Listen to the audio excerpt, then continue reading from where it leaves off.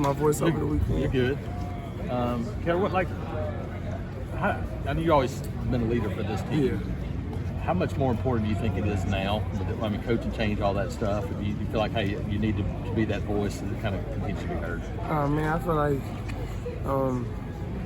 with the guys we got on staff, with the guys we got in this locker room, I feel like we've been through so much adversity. I feel like this, we just take it day by day, man. And, I'm always lead, but man, I don't feel like I have to be that over-the-top leader. I have to have my voice heard every day, every second. So my guys know the message. We still here to compete, and we still here to finish the season out strong. What was kind of the player reaction to Man, it was a lot of excitement, man. Like, everybody, we love Dirk. Everybody thinks a lot of Dirk, and so, man, he's a great guy, great motivator and a great teacher. So, it was just a lot of excitement. Guys was excited. You just get prepared to play Vanderbilt this week. Let's talk about the challenge of facing a quarterback like that. You guys have seen some guys like that before. Right. Man, the biggest challenge is whenever he get out the pocket, he's still looking downfield for another throw. So, it's really just going to be trying to maintain and contain that quarterback, make sure that we keep him inside of the pocket and put pressure on him as much as we can.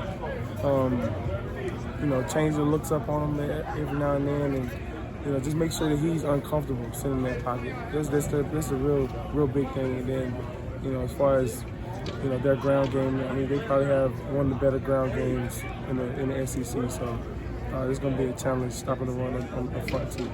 You guys had success against them last year. Right. They've been a better team, better offense this year. Right. You see some differences from maybe last year to this year with what they're doing on offense? Yeah, man. As far as the quarterback goes, the quarterback play is still the same, man. He's still a dynamic guy. He's still, the guy that they need to play. He can make one. They really have a really solid ground game when it comes to just them pounding the rock down the field, and they got some really dynamic receivers. And I forget names, but I know number 0 he's a really good player when it comes to just making plays down the field. So they just got some playmakers on their team, and that's the realest big tell that you can see on that offense from last year to this year. There's only a handful of teams that have all their opponents to 24 or fewer points this year. To be one of them, I know the results are what you do, but how much pride do you take in that? Man, that's too much pride we take in it. Like, we didn't even know that stat existed until, we seen it till the coaches came to and brought it to us a couple days ago. So just to be recognized in that light, man, is an honor itself. It shows that what we do on defense is violent and what we do work. So, it's an honor. How's the reaction been to some of the young guys? Probably haven't had much losing in their past. Obviously, haven't been through a coaching change. What do you kind of do as one of the older guys with that? Man, I just try to give them motivation, man. And, I just try to keep their heads on what's important now. In college football nowadays, you get so caught up in what's next and what the situation is right now, man. Like I tell them, be where your feet are, man, and let that path cross whenever it crosses.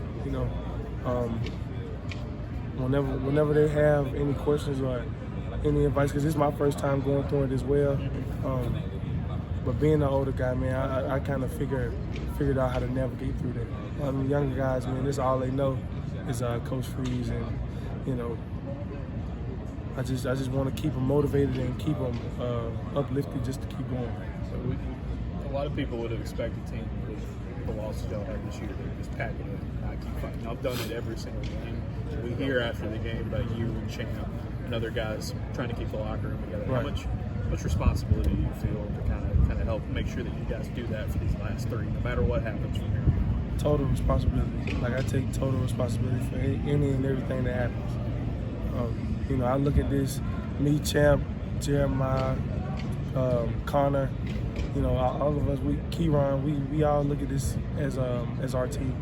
You know, so I take full responsibility for everything that go on, for everything that happened throughout the season, and like just taking that responsibility in gives me even more motivation to just go and like keep that locker room together. And now I feel like that locker room is even more together than what it used to be.